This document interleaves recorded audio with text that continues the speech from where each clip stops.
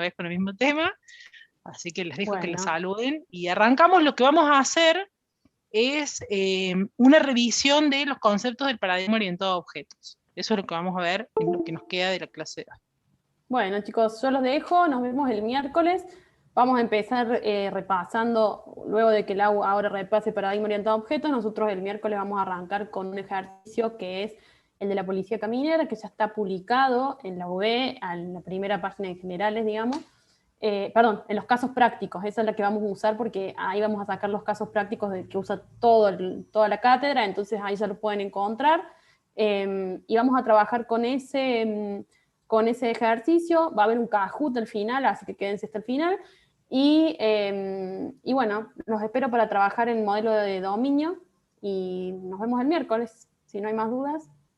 Profe, perdón, tengo una Sí, duda con el horario del miércoles. ¿Hasta qué hora sí. sería? En principio hasta Hasta las las 8:30. 20:30, pero vamos a ver si llegamos a terminarlo antes. Ah, bueno, gracias. Listo. Chau, chau. Adiós. Chau, Lau, nos vemos. Chicas, chao. Bueno, lo que vamos a ver si en la clase de hoy alcanzamos a repasarlo completo, y si no, la clase que viene también es una clase de repaso de proceso unificado y de UML 2.0, así que si esto se nos hace un poco largo, lo podemos terminar en la clase que viene. Vamos a ver cómo vamos y cuántas dudas surgen. En verdad, digamos, las cuestiones que tienen que ver con los conceptos del paradigma orientado a objetos, son cuestiones básicas a la hora de entender los conceptos de esta materia. Y si bien ustedes ya lo vieron en ASI, porque para poder trabajar en ASI tienen que haber, incluso algunos de estos conceptos los han visto, supongo yo, en paradigma, también en la materia de paradigma de programación, es muy importante para nosotros hacer un repaso y que ustedes los entiendan, porque son la base de todo lo que vamos a hacer en el resto del año, ¿sí? De hecho, muchos de estos conceptos son conceptos que hasta los preguntamos al final para ver si ustedes terminan de entender, digamos, cómo se trabaja o cuáles son los fundamentos de este paradigma. Por supuesto que lo que vamos a ver ahora, en cuanto a lo que vamos a desarrollar en el transcurso de la materia, son conceptos que los vamos a tocar, si se quiere, en términos de repaso, de manera un poquito superficial. Y después, a medida que avanzamos en el año, vamos a profundizar bastante, ¿sí? Profe, una Cualquier consulta. cosa, sí. Todos estos temas, el repaso de ASI, ¿no? Este tema de paradigma, sí, es repaso de Y ASI. esto Y de la se clase que viene evaluaba. también. Si esto entra en los parciales, ¿eso me Sí, preguntabas? Así sí. como pregunta teórica del tema, no. Lo que pasa que hay Entra algunos conceptos, por ejemplo, vamos a hablar de la cohesión. Y claro, si entra bien la indirectamente cohesión, por los patrones GRASP. exactamente, por los patrones GRASS y los patrones de diseño, entonces son conceptos que necesitamos repasar y que de alguna manera u otra, no les voy a preguntar qué es un objeto en el parcial, digamos, pero quizá, digamos, o sea, sí van a ser conceptos que van a necesitar para responder algunas consultas o algunas preguntas que nosotros hagamos en el parcial, más que consultas. Perfecto. Y la Porque, otra, le pregunto, porque yo sí, entré a las I16 por ahí, no encontraba el link y pensé que arrancaba a las I4. ¿Toman asistencia? ¿Hay que escribir en el chat o algo el no, nombre? ¿No? no. Perfecto. Por las dudas, Las ya veo clases que. quedan grabadas por si ustedes no pudieron venir y no se toma asistencia, digamos. Perfecto, buenísimo. Libre asistencia. Les hago una aclaración, ya que estamos todos en esta primera clase, muchos, con respecto a la modalidad de los parciales teóricos. En los parciales teóricos, y ya el año pasado nosotros lo hicimos, los que están recordando, no le vamos a hacer preguntas, por ejemplo, ¿qué es un objeto? O explíqueme qué es la cohesión. Lo que nosotros vamos a hacer es hacerlo relacionar conceptos. Eso porque si yo les pregunto el concepto, ustedes vienen a la slide, copian, pegan y así me responden. Entonces yo lo que necesito es validar que se entendió el concepto. Entonces vamos a usar distintos recursos, a veces algún cuadro comparativo, a veces alguna otra herramienta, o les voy a hacer relacionar distintos conceptos. Por ejemplo, decime en este patrón cómo evidenciamos que se aplica la cohesión. Y entonces ustedes tienen que entender qué es la cohesión y tienen que entender cómo funciona el patrón para poder explicarme eso. Se los aclaro desde ahora para que ustedes ya vayan sabiendo cuál va a ser la modalidad con la que nosotros vamos a tomar los parciales teóricos. Después, más cerca de la fecha, vamos a profundizar un poco más, si hay alguna herramienta que vamos a necesitar que ustedes conozcan, pero por ahora les voy adelantando eso. Entonces, estos conceptos son importantes, primero para que ustedes logren el entendimiento que necesitan para arrancar a entender los conceptos teóricos y prácticos de la materia. Si esto no queda claro, lo demás no podemos avanzar porque hay un montón de cosas que no las van a entender. Y el primer concepto que surge del paradigma orientado a objetos es, como básico, digamos, ¿qué es un objeto? En verdad se llama paradigma orientado a objetos porque todo objeto, en realidad todo se termina modelando como un objeto. Esa es la esencia del paradigma. La solución se modela a través de objetos, o sea, no es orientado, digamos, sino que todo se modela a través de objetos. Y lo primero que nos surge es esto de plantear qué es un objeto, digamos. Bueno, un objeto representa un concepto del mundo real, una entidad, una unidad, que puede ser algo abstracto, como lo que nosotros le llamamos transacción, o puede ser algo bien definido en el dominio del problema. Supongamos que nosotros estamos en el sistema de la facultad, un alumno. Un alumno es algo concreto, bien definido en el dominio del problema, ¿sí? Eso es un objeto. Cada uno de los conceptos de nuestro mundo real que nosotros queremos plasmar en el sistema que nosotros vamos a construir. Un objeto se identifica por tres elementos: el estado, el comportamiento y la identidad. ¿Qué es el estado? ¿Alguien me puede decir qué es el estado de un objeto? ¿O cómo se define el estado de un objeto?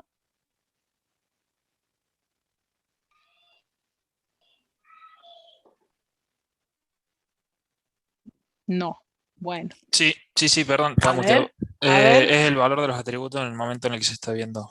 Bien, en realidad son sus atributos, el valor que tienen esos atributos en un momento del tiempo. Perfecto. Eso es el estado, digamos. El comportamiento tiene que ver con ¿qué? Con lo que es capaz de, las acciones que es capaz de realizar un objeto.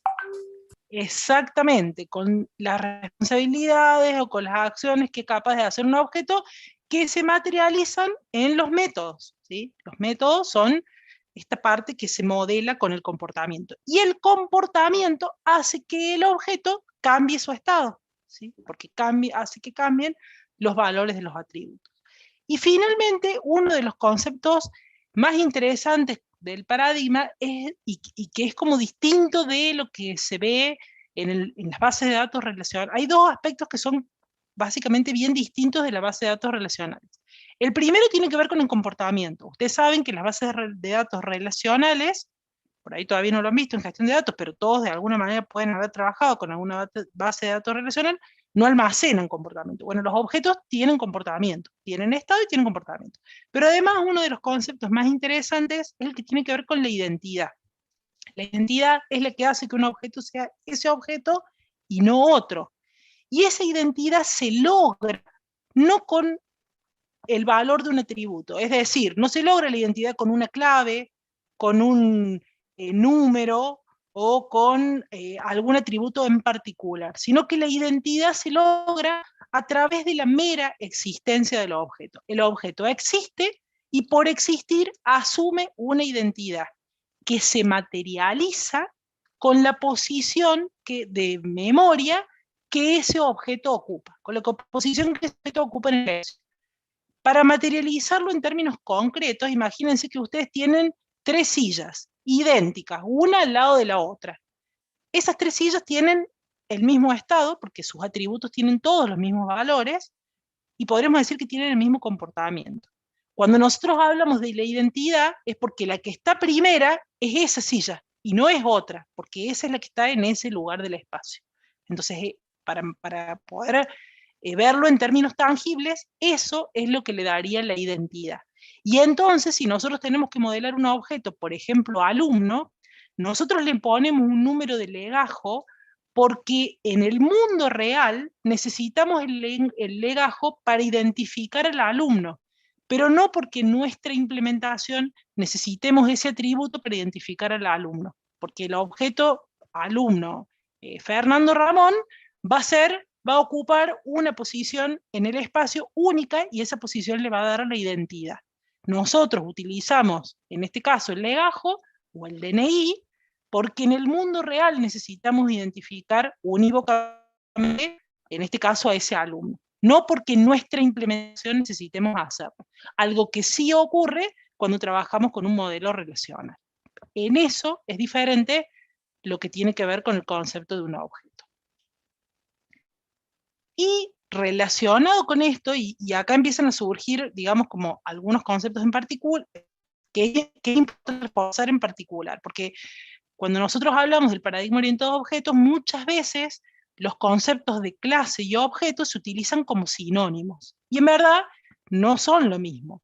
En general, cuando nosotros modelamos, vamos a trabajar con clases, no con objetos, más allá de que nosotros, por ahí en algunos casos, incluso en alguna bibliografía, se los denomina como sinónimos, pero en general, cuando nosotros modelamos, trabajamos con clases. ¿Por qué? Porque el objeto tiene que ver con una instancia concreta, que tiene valores concretos. Es decir, si yo tengo un objeto alumno, es un objeto alumno en particular.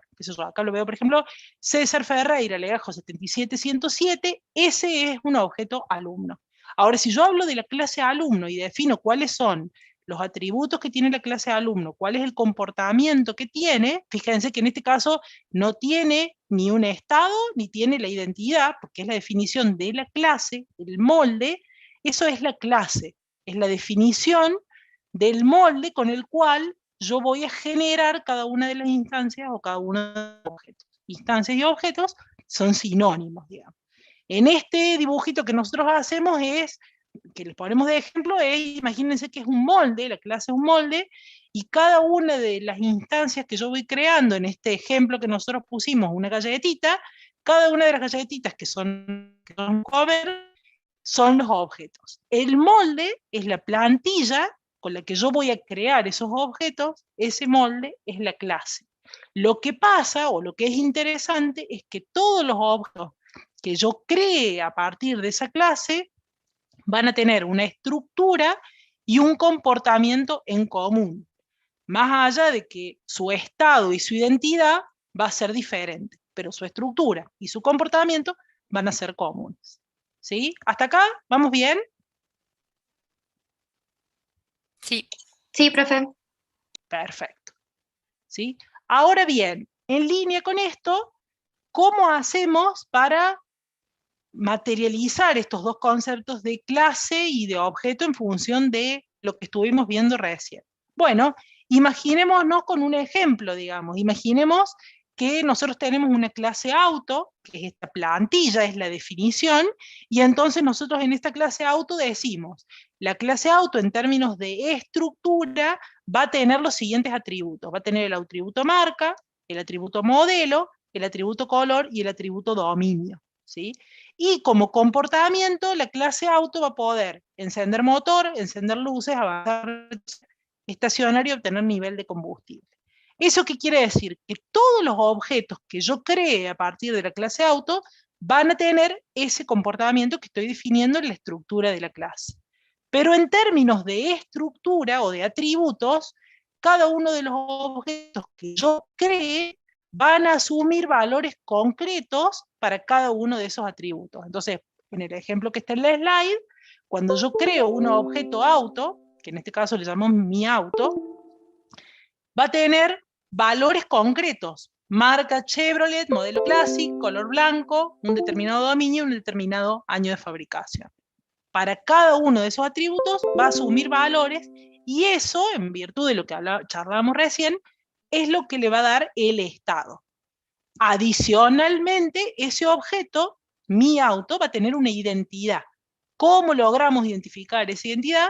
Por la posición que ocupa ese objeto, mi auto, en el espacio, ese objeto en particular. De nuevo, nosotros le asignamos un dominio, no porque ese atributo dominio le dé la identidad, sino porque en términos del dominio del problema, para el mundo real, el dominio del vehículo es importante para poder modelarlo, ¿sí? Pero la identidad de ese objeto no se logra a través de ese atributo, ¿sí? Entonces, en virtud de esto, ustedes se pueden dar cuenta que nosotros en general trabajamos, ustedes cuando trabajaban en ASI, una de las cosas que entiendo, digamos, que terminaron modelando es el modelo de dominio del problema, ¿sí? Que en algunos casos, en alguna bibliografía, se le suele llamar modelo de objetos del dominio del problema. En realidad no es modelo de objetos, porque justamente por esto que estamos diciendo, lo que modelamos en el dominio del problema son clases, no objetos.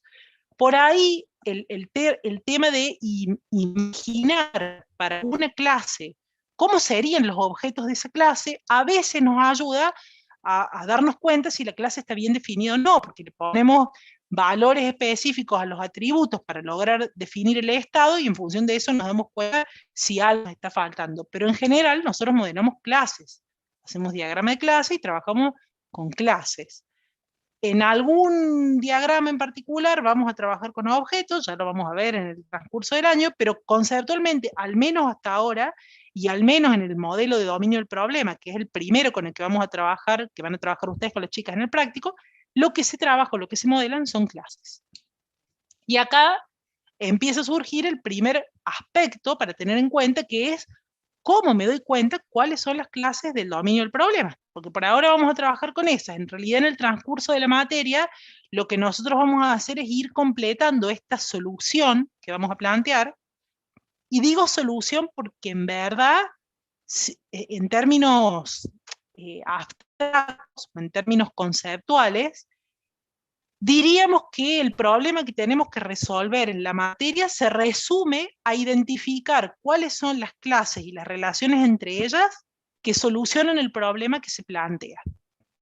Es un término general, no es tan sencillo, digamos, y tiene como esto de trabajar con distintos modelos y con distintas vistas y diagramas para lograr eso, pero en términos conceptuales, si usted me pregunta a mí, decir, bueno, ¿qué es lo que yo voy a aprender en el transcurso de la materia? Y bueno, voy a aprender a identificar cuáles son las clases, a construir una solución en función de un modelo que me permite identificar cuáles son las clases y las relaciones que existen entre ellas, básicamente. Entonces, el primer punto, a esto iba a que por ahora las clases que ustedes van a lograr identificar son las clases del dominio del problema. Nosotros después, a medida que vayamos avanzando en la materia, van a aparecer otras clases, que no son las del dominio del problema y que son como más difíciles de identificar. Pero por ahora, y en función de lo que ustedes vienen viendo en ASI, nos interesa que ustedes identifiquen las clases en el dominio del problema. Y acá, si ustedes vieron, pueden volver a sacar el apunte de los patrones COAD, que los patrones COAD ayudan a identificar cuáles son las clases del dominio del problema. Algunas nos surgen más fáciles, como por ejemplo los roles, los lugares, las cosas. Las de las cosas es como la más fácil que surge siempre, digamos. Y las más difíciles, que son las que tienen que ver con conceptos o sobre todo con transacciones.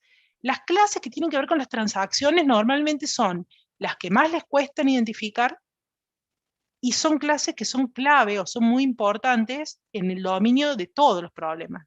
Digamos, por lo menos los sistemas con los que nosotros trabajamos en los prácticos, todos tienen transacciones, todos los dominios, ¿sí? Por ejemplo, si nosotros hablamos en el contexto de la facultad, de un sistema para la facultad, ¿qué transacción se les ocurre? La inscripción de alumnos. Inscripción a cursado. Muy bien, la inscripción es una transacción.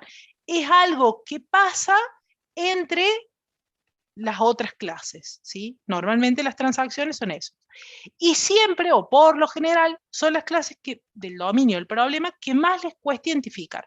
Porque como les digo, los lugares, los roles, el rol alumno, el rol docente, es como lo más fácil de identificar. Incluso algunos conceptos como materia, carrera, son como los que surgen más fáciles. La transacción, que es lo que ocurre en estos roles o cosas o lugares, y que es lo que los relaciona, muchas veces es lo más difícil y les diría que lo más importante. Entonces, está bueno a la hora de pensar en las clases que forman parte del dominio del problema, hacer este trabajo de hacer esta recorrida, decir, bueno, cómo definía las clases, los roles, los lugares, las cosas, los conceptos, y las transacciones, ¿sí? Porque las transacciones a veces es lo que nos queda reco.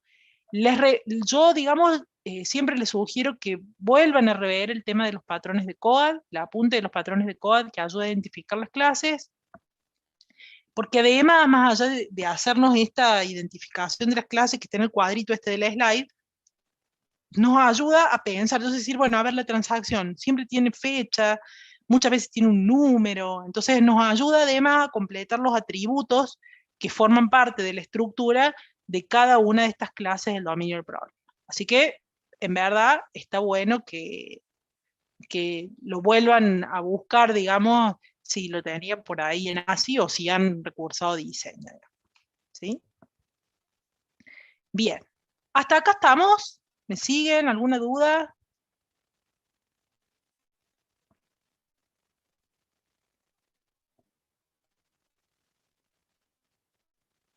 De 10. Bueno, genial. De la mano de esto de poder identificar las clases, surge un concepto que es clave a la hora de poder construir o identificar y definir las clases y las clases del dominio del problema, que es un concepto que se llama abstracción. ¿De qué se trata esto o por qué la abstracción es tan importante a la hora de pensar en la definición de las clases? Imagínense que nosotros venimos hablando de clases que representan el dominio del problema, ¿sí? Y que son cosas que tienen existencia en el mundo real. Por ejemplo, un alumno, siguiendo con este ejemplo como clásico de la facultad. Ahora, imagínense que cuando yo les pregunto a ustedes cuál es la estructura que van a definir para la clase alumno y cuál es el comportamiento que van a definir para la clase alumno, podría ser, digamos, inagotable. Porque yo podría decir, bueno, yo para el alumno quiero el legajo, el nombre, el apellido, el DNI, pero quiero el grupo sanguíneo, quiero saber la altura, quiero saber cuánto pesa, quiero saber cuánto mide, bueno, ya dijimos la altura, quiero saber si su examen médico, digamos, está ok. Algunas de estas cosas que yo nombré son útiles para el sistema académico y otras no, digamos. Con el comportamiento pasa lo mismo, digamos. Yo puedo definir para el alumno cierto comportamiento que sea relevante para un sistema académico y otro que no lo sea, digamos. ¿Y cuál es el límite? Bueno, el límite tiene que ver con esto de la abstracción. La abstracción es lo que nos permite a nosotros pensar en la definición de la clase desde la perspectiva del observador. ¿Qué quiere decir? Si yo voy a crear una clase alumno para el sistema académico, la verdad, a ver, el color de ojos del alumno es irrelevante, no me importa, digamos. Entonces, no es un atributo que yo voy a definir dentro de su estructura, digamos, porque no, para la perspectiva del observador, que lo que le importa tiene que ver con la situación académica del alumno, eso no tiene que ver. Este concepto de abstracción es justamente un concepto clave que nos permite modelar a las clases del dominio del problema, porque si no sería un infierno, si no, no terminaríamos. Imagínense que si uno pudiera modelar todos los objetos que existen en el mundo real tal cual son, sería inabarcable, digamos. Entonces, este concepto de abstracción en el paradigma orientado a objetos es clave para que esto pueda materializarse, para que realmente yo pueda modelar lo que ocurre en el mundo real a través de estas clases, a través de esta definición de las clases. ¿Y cómo se logra esto? Y bueno, se logra con este concepto de abstracción, en donde yo tomo solo las características esenciales que para el problema que yo estoy modelando me son relevantes. Y aquellas características que para el problema que yo estoy relevando no son relevantes, las dejo de lado, no las incluyo, porque lo único que hacen es complicarme la vida, digamos. ¿Sí? Entonces, por eso, este concepto de abstracción es un concepto clave en el paradigma orientado a objetos. Y de la mano con este concepto de abstracción, surge un concepto que lo vamos a ver a lo largo de todo el año, porque, digamos, si bien este concepto es un concepto que incluso antes de que existiera el paradigma orientado a objetos, ya se veía como la medida de un índice el paradigma orientado a objetos lo toma y lo pone como una base a la hora de definir un buen diseño. Y es el concepto de cohesión, ¿sí? ¿Alguien sabe lo que es la cohesión? Ayuda a medir la calidad del diseño de las clases. Está muy bien, pero ¿qué es la cohesión? Es el grado de relación que hay con la responsabilidad de la clase. Bien, es el grado de relación que hay en la estructura y el comportamiento o las responsabilidades de la clase. Es lo que pasa adentro de la clase, ¿sí? Cuando nosotros hablamos, y por ahí mencionaban recién, la medida de un buen diseño tiene una alta cohesión. ¿Qué quiere decir esto? Que todos sus atributos y su comportamiento están fuertemente relacionados entre sí, ¿sí? Lo que pasa dentro de la clase tiene una fuerte relación. Para poder lograr esto y para poder lograr esta fuerte relación, también de alguna manera implica que lo que incluimos en una clase no sea, o sea, está vinculado de alguna manera con la abstracción, porque si nosotros incluimos muchos atributos en la estructura y mucho comportamiento, y la cohesión va a ser más débil, porque metimos ahí adentro un montón de cosas.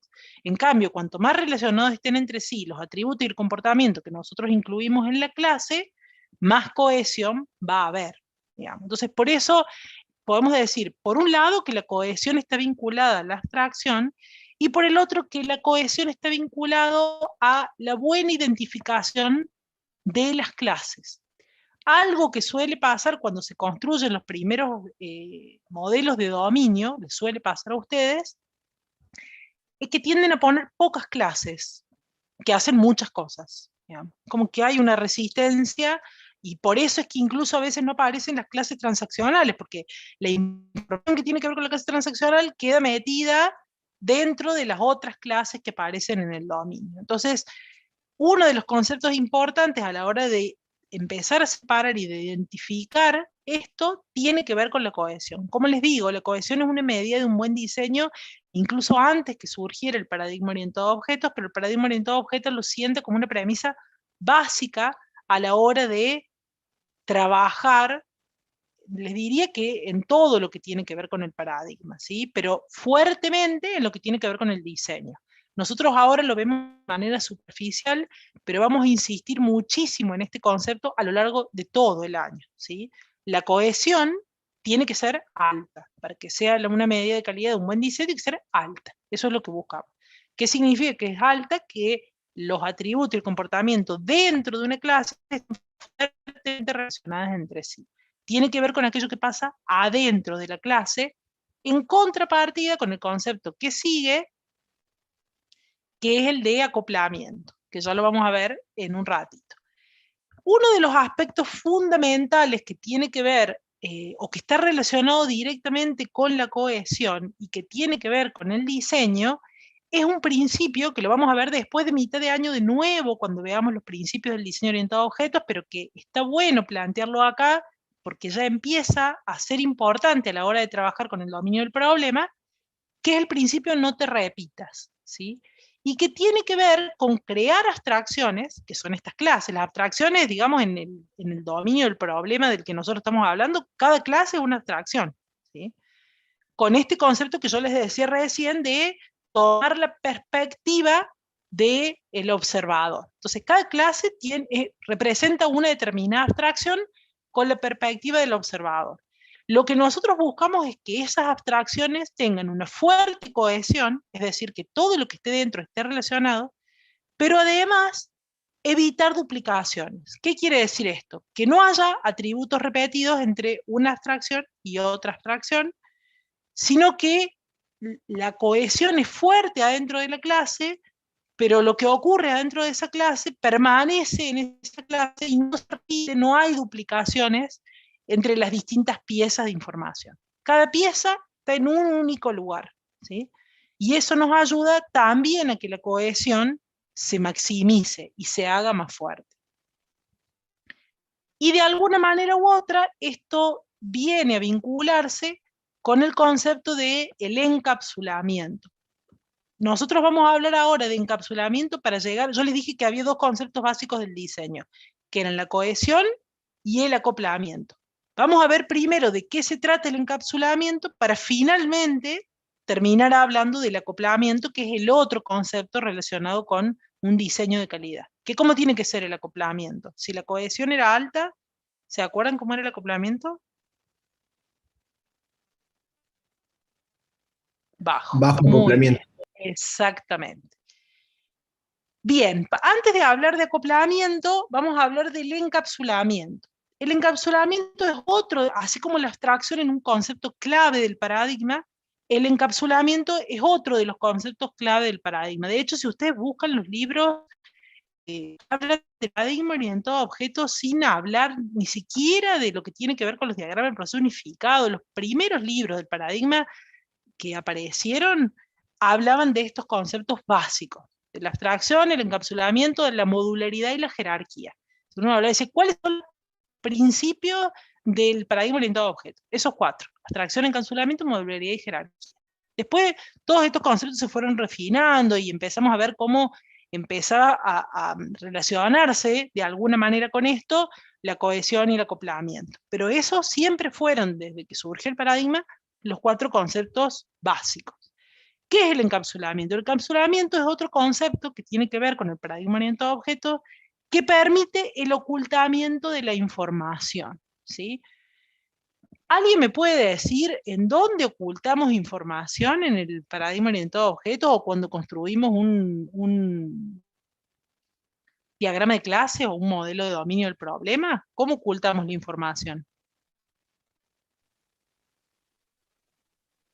Puede ser permitiendo que se acceda a ella solamente a través de métodos propios de la clase. Perfecto, exactamente, digamos. ¿Qué hace o cómo funciona en el paradigma? Todos los atributos que nosotros definimos para una clase son privados de esa clase, no pueden ser accedidos desde afuera, digamos, sino que el estado, es decir, los valores que asumen cada uno de esos atributos, está oculto hacia afuera y solamente puede ser accedido a través de los métodos que yo defino para esa clase. Esos métodos son los que pueden acceder al estado o a los atributos que tiene esa clase.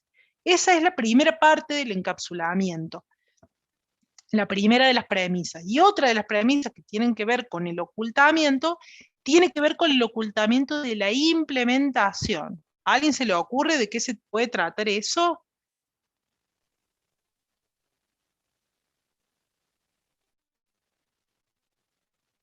¿Dónde vemos la implementación? ¿Cómo se modela la implementación adentro de una clase?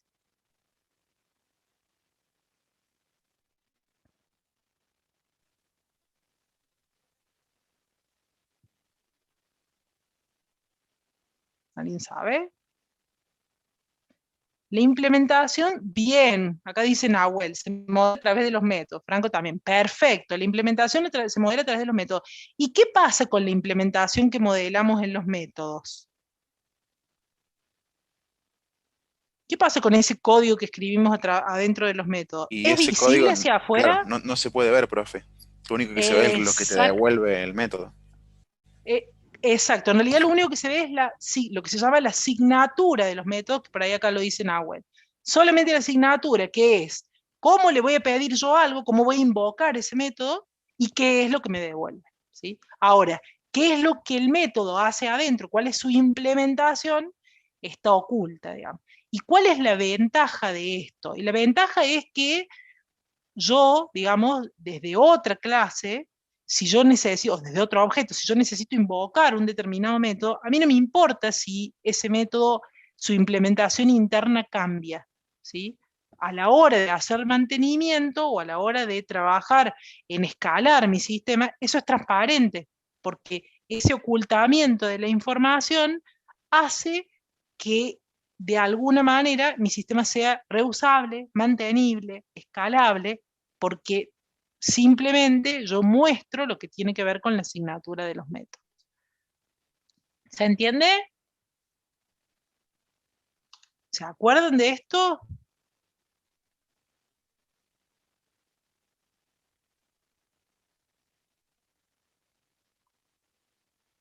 Sí, profe. Sí. Genial. Quedó claro. Buenísimo. Y entonces, ¿qué es un sistema de información orientado a objetos? Porque hasta ahora vimos cuáles eran los conceptos del paradigma. Me quedaron dos.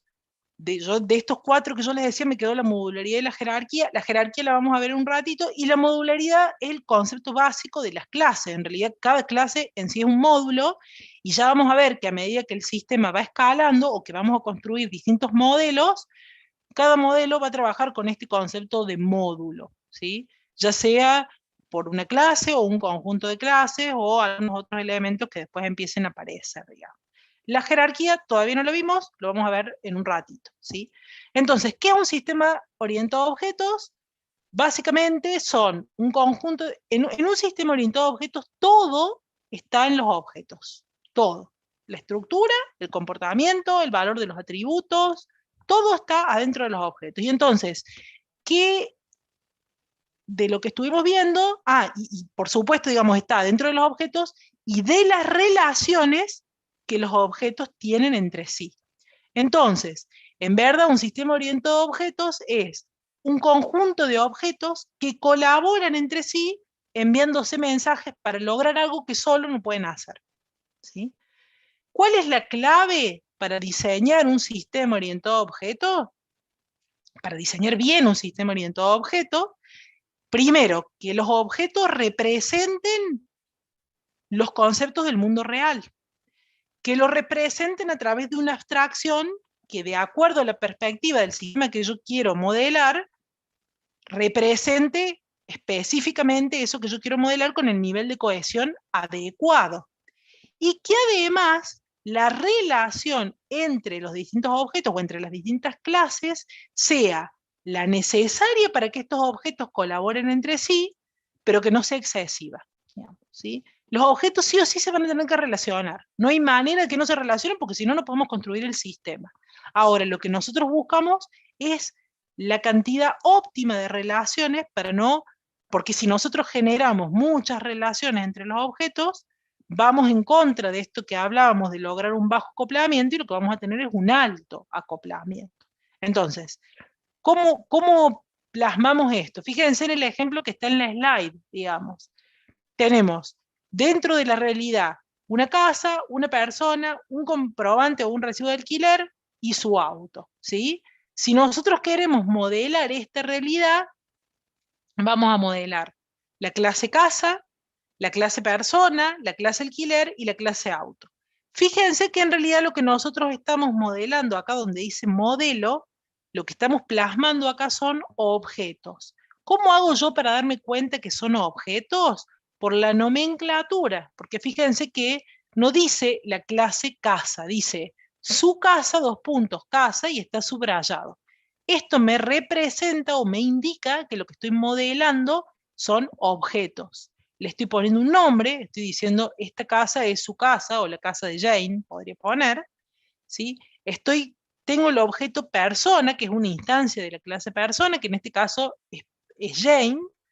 Tengo un comprobante, que es una instancia de la clase alquiler, y tengo un auto, que en este caso es un Audi, ¿sí?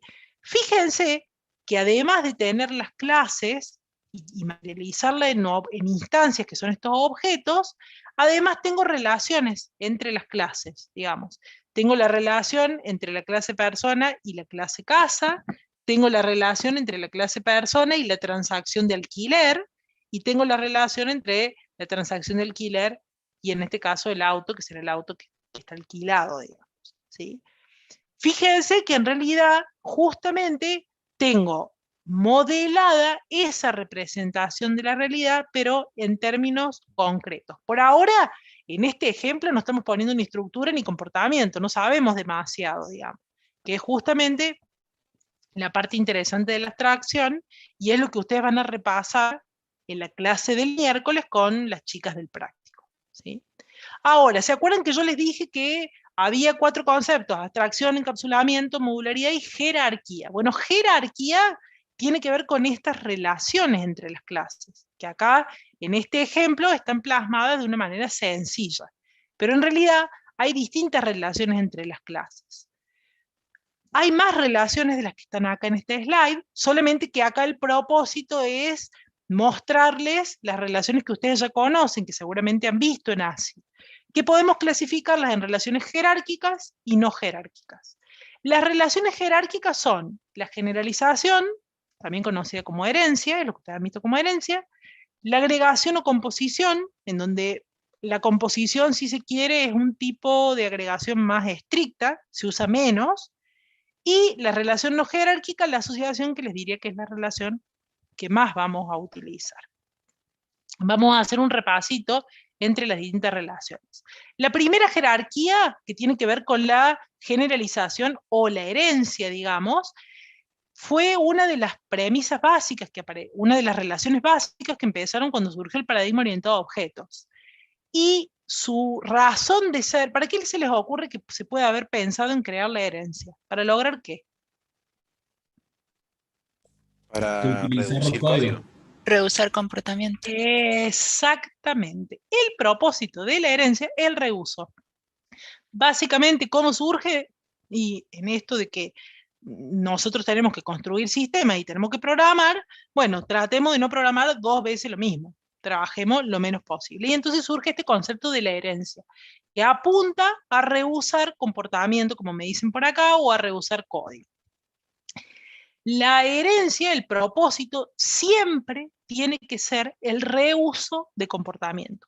Siempre. ¿Sí? Si yo planteo una herencia y lo único que voy a hacer es reusar atributo, reusar estructura, esa herencia está mal planteada y no tiene razón de ser. ¿Por qué? Porque en verdad la herencia, si bien nos permite, primero que el propósito es reusar código, reusar comportamiento. Yo no voy a crear una herencia para escribir un atributo una sola vez, no tiene ningún sentido, digamos.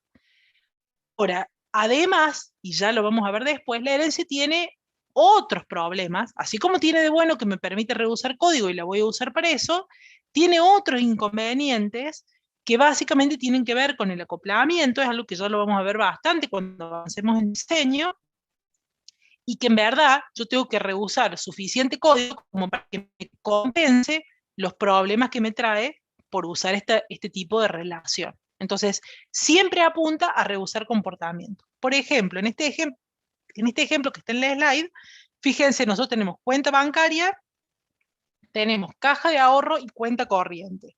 Nosotros vamos a tener en esta estructura ciertos métodos que son comunes a la clase padre y a las clases hijas. Por ejemplo, saber el saldo, digamos, ¿sí? O saber, o hacer un depósito o hacer una extracción.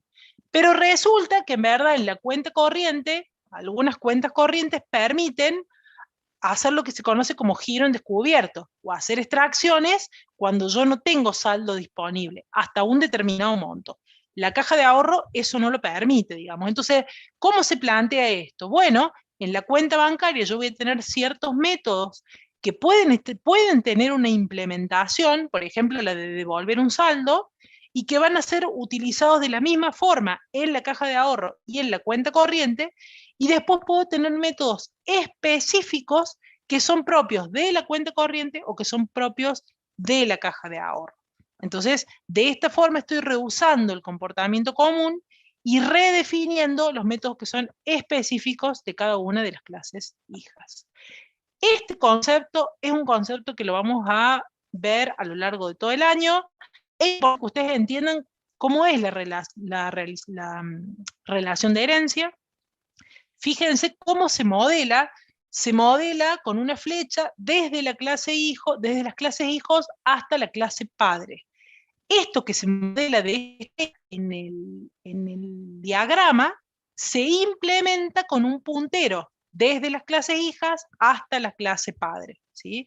La clase hija va a buscar a la clase padre el comportamiento que no tiene definido. Por ejemplo, fíjense, la clase caja de ahorro no tiene definido el comportamiento del método de devolver saldo. Entonces va a ir a buscarlo con un puntero a la clase padre que sí lo tiene definido, ¿sí?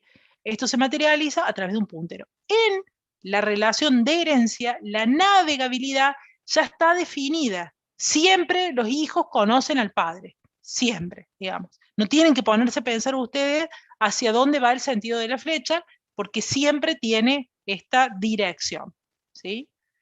Cosa que no va a ocurrir, por ejemplo, en la relación de asociación, que es la que vamos a ver después.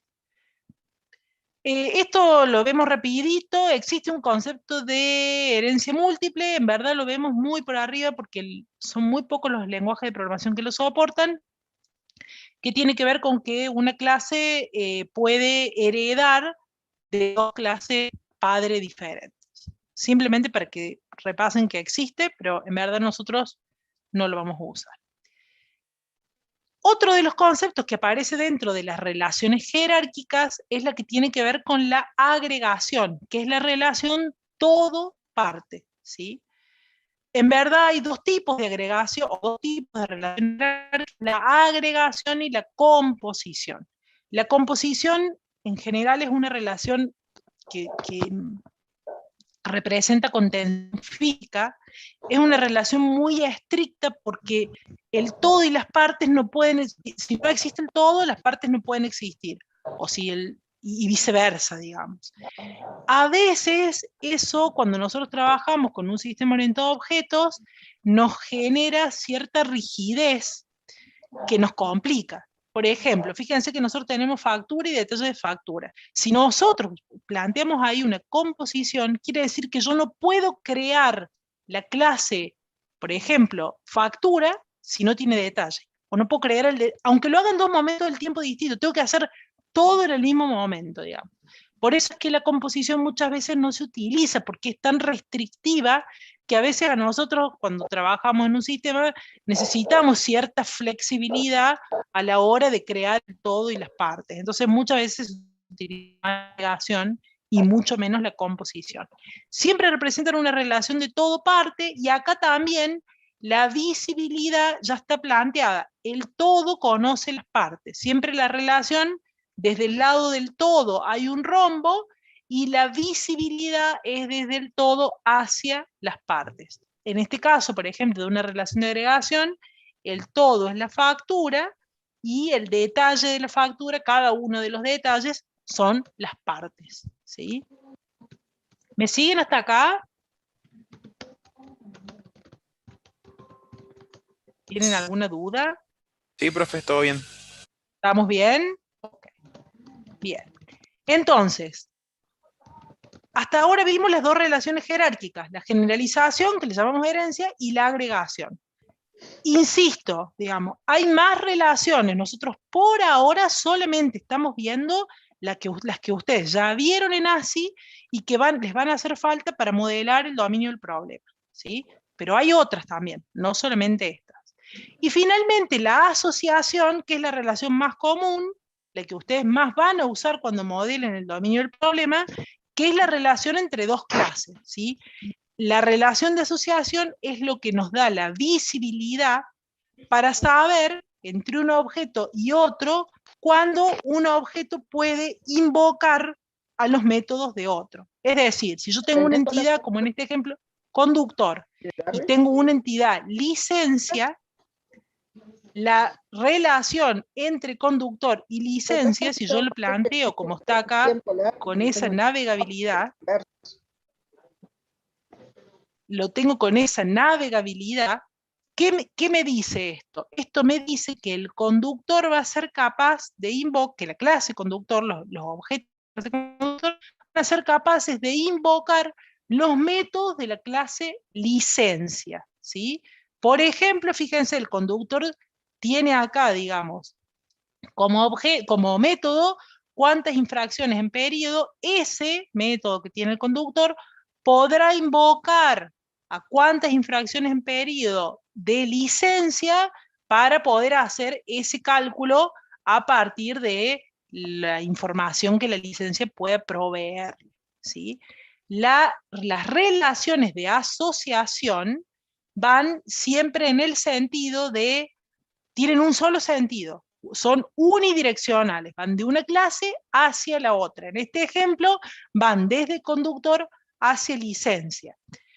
La navegabilidad queda identificada por el sentido de la dirección de la flecha, y además ese sentido de dirección de la flecha es lo que me está determinando de una manera intrínseca lo que se conoce como atributo por referencia. ¿Qué quiere decir? Que en realidad, que en verdad, la clase conductor tiene un atributo por referencia, que es un puntero, que apunta a la clase licencia, ¿sí? Nosotros dentro de la estructura, y esto es algo que es importante para cuando trabajen ustedes en clase, dentro de la estructura de conductor, los atributos que vamos a poner en la estructura, que los vamos a escribir, son los atributos por valor. Los atributos por referencia, en este caso el atributo licencia es un atributo por referencia, no los vamos a escribir adentro de la clase para que la clase no se nos haga tan pesada, sino que simplemente lo vamos a identificar con la relación de asociación, que es la que modela el puntero, y poniéndole el nombre del atributo arriba de la relación de asociación. No lo vamos a poner adentro de la clase. No vamos a poner acá un atributo que sea licencia, dos puntos licencia. No lo vamos a poner solamente dentro de la relación de asociación. Es simplemente, chicos, por una cuestión de mayor claridad a la hora de modelar de armar el modelo de dominio, porque si no, realmente queda como muy pesado, ¿sí? Las relaciones son unidireccionales. ¿Qué quiere decir? Que cuando yo defino la navegabilidad, el sentido de la flecha va de una clase hacia la otra, no tiene ida y vuelta, y lo que yo tengo que pensar cuando defino el sentido de la dirección, que es una de las cosas que siempre más les cuesta cuando trabajan con el modelo de dominio del problema, es, para mí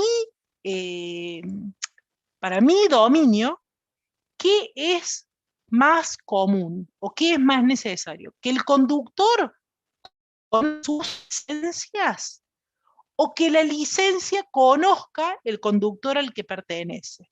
¿Y cómo me doy cuenta cuál me conviene más? Tienen que pensar en los métodos. ¿Qué va a ser más común? ¿Que el conductor invoque métodos de licencia o que la licencia invoque métodos del conductor? Ustedes me dirán, y bueno, y puede ser que pase que los dos, que el conductor invoque método de licencia y que la licencia invoque método del conductor. Sí, puede pasar, y en ese caso voy a tener que definir dos asociaciones, una que vaya de conductor a licencia y otra que vaya de licencia a conductor. Lo que nosotros tratamos es que cuando ustedes construyan el modelo de dominio, hagan el esfuerzo de definir relaciones, de definir asociaciones unidireccionales. ¿Por qué? Porque eso me permite lograr esa comprensión del dominio del problema. Si después yo detecto que en un caso particular necesito plantear la asociación desde las dos, con las dos navegabilidades, las creo, pero siempre tengo que hacer el intento. ¿Cuál es el sentido, para mi dominio del problema, cuál es el sentido más lógico de la asociación? Acuérdense que la asociación se implementa con un puntero, y que cada asociación y que cada puntero que yo pongo el acoplamiento, que era lo que habíamos dicho que tiene que ser bajo, que la relación entre las clases tienen que ser las menos posibles. Es decir, no me queda otra que las clases se relacionen entre sí, porque si las clases no se relacionan, no puedo construir un sistema orientado a objetos. Ahora, lo que yo voy a buscar es lograr construir ese sistema orientado a objetos con los objetos que se relacionen entre sí, tratando de hacer que esos objetos colaboren entre sí con la menor cantidad de relaciones posible. Es como ese jueguito, digamos, o este artilugio de decir, voy a tratar de identificar la menor cantidad de relaciones posibles entre las clases, pero asegurándome que las clases puedan hacer lo que yo quiero que hagan, digamos, básicamente. ¿Sí? ¿Me siguen hasta acá? Todos estos conceptos ya los han visto, ¿no es cierto? Perfecto. Bueno, vamos rapidito nos quedan un par de conceptos, prometo que no me voy a demorar mucho como para que los cerramos y terminamos la clase. Pero son un par de conceptos fundamentales. Uno de los conceptos fundamentales tiene que ver con el polimorfismo. El polimorfismo tiene que ver, y como su nombre lo indica, es maneras distintas, digamos, de hacer lo mismo, por decirlo de alguna manera, o maneras distintas de lograr. Y el concepto tiene que ver con que dependiendo, digamos, de quién ejecute un determinado método, ese método va a hacer cosas distintas. Cuando surge el paradigma orientado a objetos, allá en sus principios, se pensaba que el polimorfismo solo era posible a través de la herencia. Por ejemplo, en este caso, nosotros decimos, yo tengo un método que es saldo, ¿sí? O tengo un método que es lo que tiene que ver con extraer. Ese método, por ejemplo, saldo, se va a comportar de manera diferente si ese método es invocado por la caja de ahorro o es invocado por la cuenta corriente, por ejemplo. O el puedo extraer. Se va a comportar de manera diferente si es la caja de ahorro o si es la cuenta corriente, porque cada clase hija lo tiene implementado de una manera diferente, ¿sí? El polimorfismo es un concepto muy poderoso que tiene la programación orientada a objetos, que está directamente relacionado con el encapsulamiento y que realmente nos da una posibilidad de reuso, digamos, inimaginable. Fíjense con que el polimorfismo no solamente puede usarse con la herencia. De hecho, hay relaciones mucho más poderosas para usar el polimorfismo o mucho más beneficiosas que la herencia. Pero originalmente, cuando recién apareció el paradigma, es como que el polimorfismo se materializaba o se evidenciaba a través de la herencia. Bien, esto, a ver, el polimorfismo es otro concepto, así como yo les dije que la cohesión es un concepto sobre el que vamos a volver bastante, el polimorfismo también. El polimorfismo es uno de los conceptos claves cuando trabajemos con patrones de diseño. Cuando nosotros trabajemos con patrones de diseño, el jugo de los patrones se lo sacamos gracias a este concepto, gracias al polimorfismo, que es el que nos permite hacer un diseño extensible y reusable, ¿sí? Y es más, normalmente con los patrones de diseño, nosotros nos vamos a dar cuenta si ustedes saben aplicar bien el patrón o no, si ustedes entendieron cómo funciona para ese patrón el polimorfismo.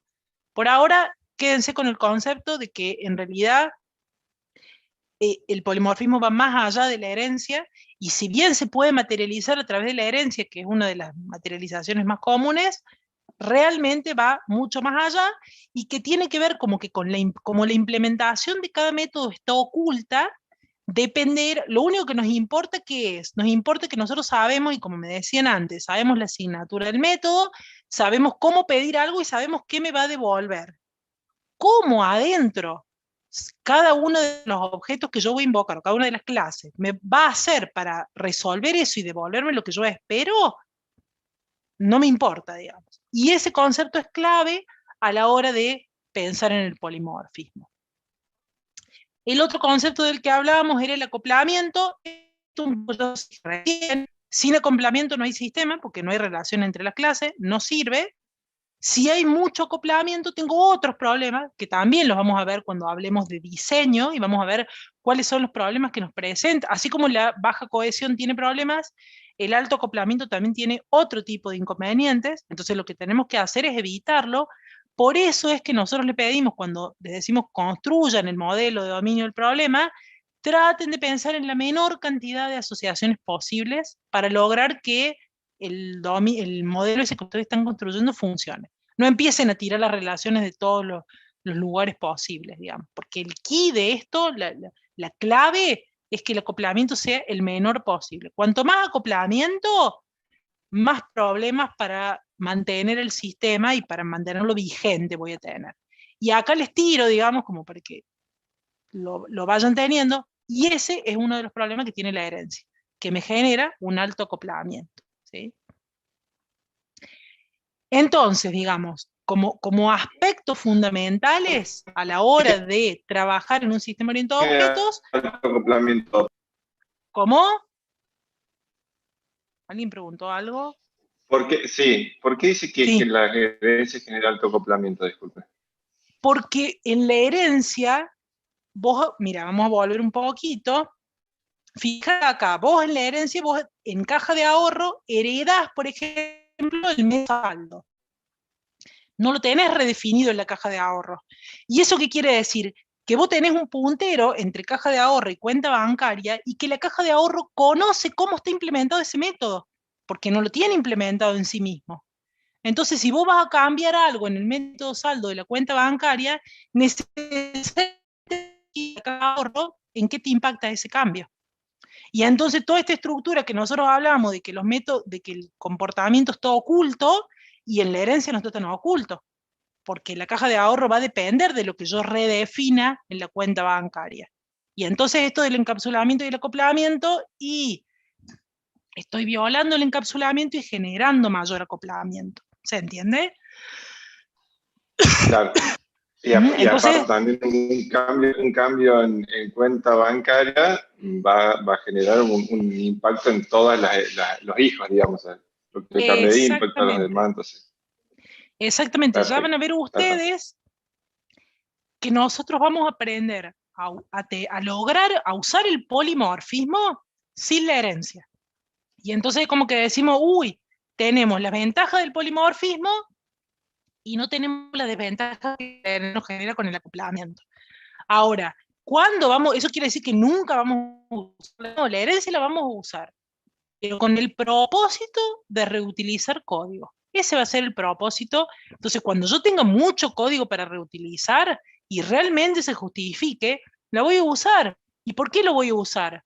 Porque si bien me genera un alto acoplamiento, lo que gano con y en el diseño, y cuando nosotros trabajamos en diseño, y va a pasar cuando veamos arquitectura, y va a pasar con los patrones, todo es cuestión de tomar decisiones. Siempre gano algo y pierdo algo. Siempre cuando yo tomo una decisión, algo gano y algo pierdo. Y el key de la cuestión para lograr este buen diseño, y para lograr esto de lo que hablábamos de la cohesión y el acoplamiento, tiene que ver con esas decisiones. Tomar decisiones que minimicen el acoplamiento, aumenten la cohesión, logren la independencia de componentes y fundamentalmente nos permitan lograr el equilibrio entre todas estas variables de las que hablamos recién. Acá Gustavo me dice decir que las clases tengan en lo posible pocas relaciones entre sí, para que si tenemos que hacer una modificación en alguna de ellas sea mínimo el impacto para disminuir la independencia entre las clases. Exactamente. Ese es el quid de la cuestión. Lo que pasa es que, por supuesto, que, digamos, dicho así, suena fácil. Como les digo, después cuando uno tiene que tomar decisiones de diseño, ahí es cuando empezás a jugar y decir, bueno, agrego esta relación, que acá defino esta herencia porque me conviene, porque el reuso que voy a lograr justifica los problemas que voy a tener. Y se los estoy poniendo en un ejemplo con la herencia, pero eso nos va a pasar a lo largo de todo el diseño. Y en la arquitectura también nos va a pasar.